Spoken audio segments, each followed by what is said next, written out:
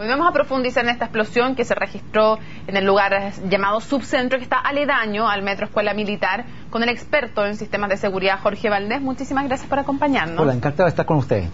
A ver, respecto de este atentado, marca un punto de inflexión respecto que logra efectivamente el objetivo que tal vez era matar, pero logra al menos dejar heridas a las personas y atemorizar a la población. ¿Qué nos dice de las personas que hay detrás de un hecho como este? Porque requiere, me imagino, una logística no menor para cometerlo. Efectivamente, estamos en una situación muy especial que en este caso se escapó de las manos de las autoridades. El perfil de estas personas son provocar caos, el perfil es temor a la ciudadanía, y para eso instalaron un artefacto explosivo en un lugar donde todas las personas que pueden llegan al lugar para tomar el metro o para alimentarse en el lugar, porque hay varios restaurantes. El objetivo de ellos especialmente era crear una acción para dejar lesionados, para dejar personas con lesiones de consideración, y eso es muy delicado en la actualidad en nuestro país. Señor Valdés, se habla por parte, estábamos hablando recién con el exdirector del ANI, Gonzalo Youssef, que hablaba de un anarquismo insurreccional detrás de los sospechosos de la investigación que se llevó en su momento por el llamado caso Bombas, que terminó con todos absueltos. ¿Hay una cierta ideología particular que puede estar asociado a este tipo de bombas? Efectivamente, comparto los dichos de él, porque en este momento estamos viviendo una situación de anarquismo que no se había visto antes. Hay muchas acciones que si uno analiza llega a la conclusión de que estos grupos anarquistas están de una forma demostrando su descontento por un Estado, descontento contra las autoridades, etcétera, y la forma, y no solamente en Chile. Si nosotros analizamos las imágenes en otros países, los grupos anarquistas han actuado de la misma forma, de la misma agresividad contra la población. Los analistas de seguridad sabemos muy claro que es así, porque lo vemos cada día, cada vez que hacemos los análisis correspondientes, y ahora se han creado grupos, células nuevas de alguna forma que están operando de esa forma. Pero se entiende que aquí hay un cambio importante entre, y lo hablábamos recién con el fiscal Armendáriz, que investigó en su momento estos casos, entre grupos que ponían bombas, pero las ponían tomando de hecho resguardos para impedir que hubiera daños a personas que querían atentar contra más bien símbolos de poder, y estos casos que estamos viendo como el de hoy, en donde al revés, expresamente se trata de provocar daños e incluso la muerte de personas. ¿Qué cambia entre una actitud que es tan opuesta, en el mismo acto, por cierto, delictivo de poner bombas, a la otra? Efectivamente, los artefactos explosivos que se investigaron su oportunidad eran en lugares a diferentes horas donde no existía mucho flujo peatonal, los cajeros automáticos. La potencia era bastante destructiva, y creo yo que ha ido aumentando la focalización para hacer el llamado de atención de su planteamiento de anarquista, y hoy vemos nosotros que ha ido aumentando fuertemente y preocupante los objetivos. Ya no son cajeros automáticos, sino que son centros de lugares donde hay mucha afluencia de público, y eso les da más preocupación a las personas que deben analizar este tema en profundidad, que son los analistas de inteligencia.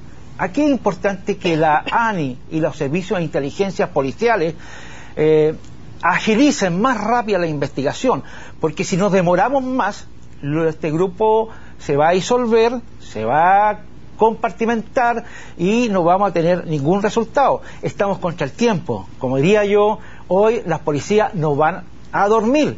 Tienen que salir a las calles a buscar información, a buscar estos asesinos. Explíquenos en concreto cómo se investiga un atentado de estas características. ¿Qué es lo primero, aparte de lo más evidente, que es ir al sitio del suceso y ver qué cosas hay que mirar en el sitio del suceso y cómo se sigue persiguiendo, aparte de revisar las cámaras, que uno es como se le ocurre de inmediato que es lo que se hace? El tema es súper complejo, porque tiene que ir acompañado de información de inteligencia que se ha obtenido en otras oportunidades, por ejemplo, en otros atentados.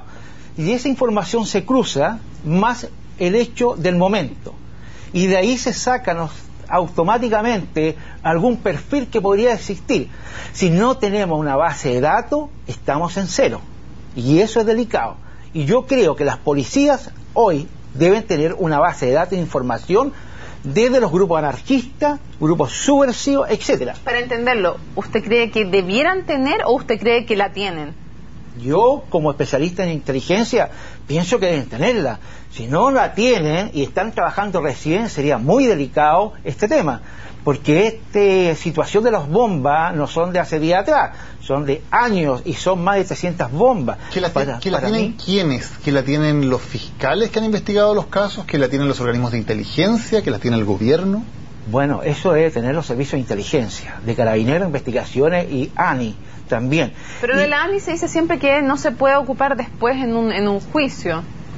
Sí, efectivamente hay un resquicio legal en ese aspecto, que hoy no lo manejo, pero sí tenemos una ANI donde hay medio analistas, etcétera, el frente interno que está investigando las situaciones que estamos viviendo. Ellos deberían entregar por lo menos alguna perfil de orientación investigativa al gobierno, porque depende del gobierno la ANI, y a través del gobierno conversar con las policías, con investigaciones, con carabineros, y profundizar, cruzar la información, analizarla y tener un cierto acercamiento a lo que está sucediendo, porque si no es así sería lamentable. Y pienso además que se podría también trabajar con los medios de comunicación, que una vez que tengan imágenes, porque tienen que existir, aunque tengan ángulos de pérdida de las cámaras, hay imágenes que se pueden mostrar a la comunidad. En otros países, en Europa, se muestran y ayudan la comunidad a las policías. Se muestran en el sentido de poder identificar a responsables del atentado, si es que hay imágenes que los muestren saliendo del lugar. Efectivamente, y eso ha dado muy buen resultado en Inglaterra, Estados Unidos, y en Chile nunca se ha hecho, y teniendo los medios posible, creo que es una buena política, y especialmente en una situación tan delicada que estamos viviendo en este momento en el país. Ahora uno se imagina, señor Valdés, que depende, digamos, o sea, si no hay ninguna noción sobre quiénes son los responsables, puede ser útil entregar esos videos a la comunidad, pero si hay sospechosos que estén bajo seguimiento, evidentemente no tiene ninguna utilidad publicarlos para que ellos sepan que ya están identificados. Sí, pero si tenemos nosotros algo concreto que vamos a poder detenerlo, no lo mostremos. Si nosotros estamos con un puñado de humo en la mano, mostrémoslo, porque necesitamos aclarar este tema, especialmente para evitar un posible atentado en un metro, en otro lugar donde hay una afluencia de público y no tengan la menor duda. Yo lo manifesté en su oportunidad con el atentado a los dominicos, que estuviéramos preparados para una acción más violenta, mucho más violenta, y hoy es el resultado. Señor Valdés, veíamos algunas medidas que se están tomando de seguridad en el metro. Por ejemplo, en algunas estaciones derechamente se han retirado los papeleros que hay en las estaciones. Me comentaban por Twitter que en otra estación los habían cubierto con un plástico negro, los papeleros. ¿Son medidas que sirven? ¿Son medidas que son útiles? ¿Que son además posibles de sustentarse en el tiempo? A ver, para mí personalmente son medidas muy retardadas, porque hay otros antecedentes donde ha existido este tipo de acción de artefactos explosivos que se han colocado en los papeleros.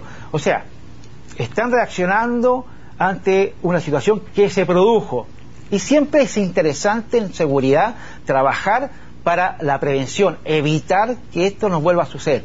¿Por qué no lo hicieron antes? Entonces, ahí como que hay un problema que me parece retardar la reacción de seguridad. Jorge Valdés, muchas gracias por habernos acompañado hoy en CNN Chile. Buenas noches. Okay.